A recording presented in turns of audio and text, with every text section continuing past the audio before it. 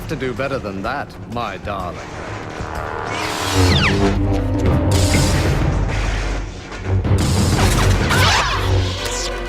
Well, now I'm impressed. Hello, he's Matt, I'm Matt, and we got your geek news right here. And today it's a preview of Star Wars The Clone Wars. Okay, I've never made any secret of the fact that I think the Star Wars prequels are junk, and as far as I'm concerned, Empire Strikes Back is the only good movie of the bunch. Mostly because George Lucas movies are often best when they're executed by someone whose name is not George Lucas. Sure, you know, Indiana Jones movies are always solid, and the first 3 Star Wars movies where he didn't direct are classics. So, you know, he's not the greatest director, not the greatest screenwriter. But you know what? He is a solid storyteller. You can't take that away from him. No. And for the Clone Wars, that's his main contribution, leaving directing in the hands of another.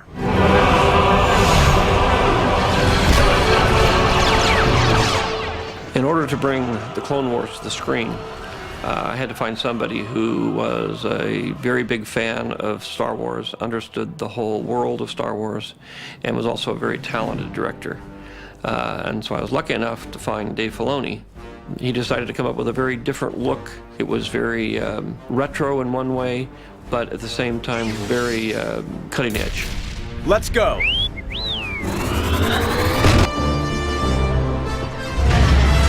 That sounds like a lot, even for a Jedi.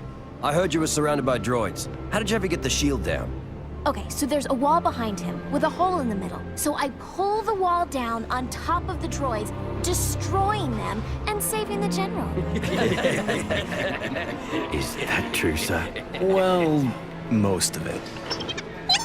So you may already be able to tell that we've got next to none of the original actors coming back to voice their animated characters. Although, the coolest man alive, Christopher Lee, is voicing Dooku. And Samuel L. Jackson is back from Mace Windu. Yes, somehow Sam Jackson shows up in yet another movie. Everything. It's amazing. It's pretty impressive. Well, anyway, for me, it's just cool to see another glimpse of the Clone Wars. And you know what? Considering the mystery that George created in Episode 4 when Ben first mentioned to Luke the Clone Wars, we really didn't get to see any of it in the prequels. No, you know, we saw it start in Episode 2 and we saw it end in Episode 3, but never any of the stuff that we wanted to see. Which is essentially Jedi kicking all manner of ass, which looks kind of like all this movie is about. I'm just happy to hear we've got a Star Wars fan directing Star Wars movies. Yeah, I was wondering how long it would take for that to happen.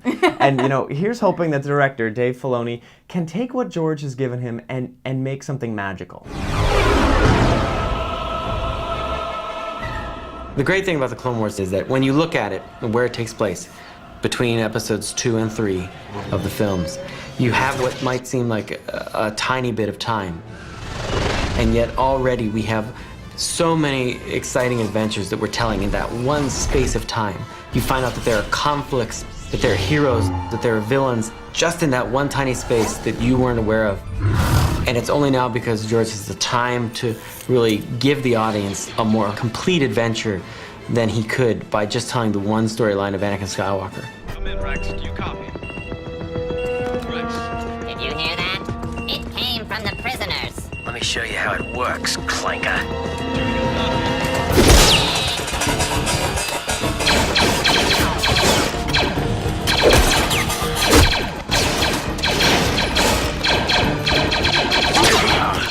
With the focus shifted off of Anakin, that means we're getting some cool new characters. Well, not new per se. Yeah, if you've read any of the EU books, if you've seen that badass cartoon that I love, or, you know, if you've got into any of the video games, games. yeah, you may be familiar with at least one of them. We have an interesting structure then within our villains, because we have the rule of 2 for the Sith, and yet we have this almost wannabe Sith, this evil, you know, child, this girl who is hell-bent on proving herself all the time.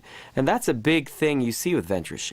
Ventress wants to prove herself, prove her power, prove her skill to Dooku.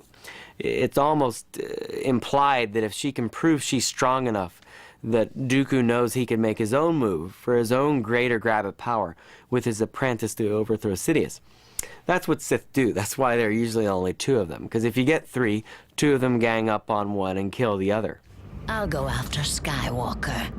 Roger, roger. Seal the main gate and all portals. Let nothing escape this castle. Yes, mistress.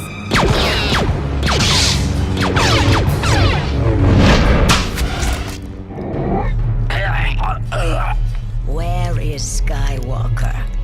I don't talk to separatist scum. You will contact Skywalker now. I will contact Skywalker now. She's really fallen from grace, though. I'm hoping you see in her character that she once was a beautiful character, but now she's really decayed and become something else. And who are you supposed to be? I'm Ahsoka. Master Yoda sent me. Ahsoka is an exciting new character. She's a bit brash like Anakin, yet she has some old guard training like Obi-Wan Kenobi. She's learning about being a Jedi in this time, much as the audience will be learning what the Clone Wars are. So in that way, she is a touchstone for the audience.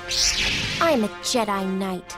And she's a girl, and she's a Jedi, and we, frankly, haven't quite seen enough of that, have we? So, this is where the fun begins. Race you to the top. I'll give you a head start.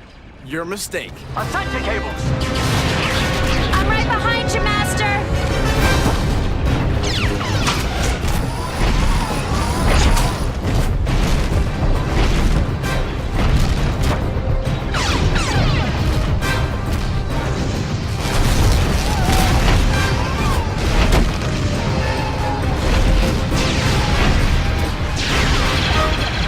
Whoa, target those blackers.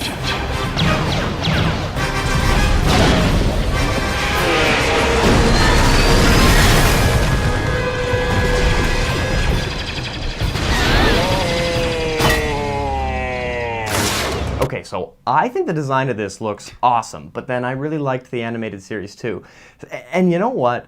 As soon as I saw the animated series, and I'm sure once we see this as well, it's just gonna make me think, what the hell did episode 1 happen for? All of that could have been summed up in a yellow text scroll, and then episode 2 could have been shuffled down to episode 1, and then episode 2 should have been something like this movie. That would have made for a strong, strong prequel series, I think. Well, when your name becomes George Lucas and you can make it 1999 again, feel free, Matt. You won't hear me complaining, but just don't grow that turkey neck thing or you're on your own. Yeah, that's fair. Hopefully this is a good one because this leads into the Clone Wars animated TV series, which comes out this October. So it's the same production team, so I guess we can expect to see more of what we'll get in theater this weekend. So hopefully it's good. And we'll be doing a review of this one probably early next week. And since we'll be catching Tropic Thunder tonight, you guys let us know if you think you'd like to see a review, and we'll do that one too. And sooner or later, we'll review The Incredible Hulk as soon as I see it, I Yeah, guess. one of these days, guys. Take it easy. Now you die.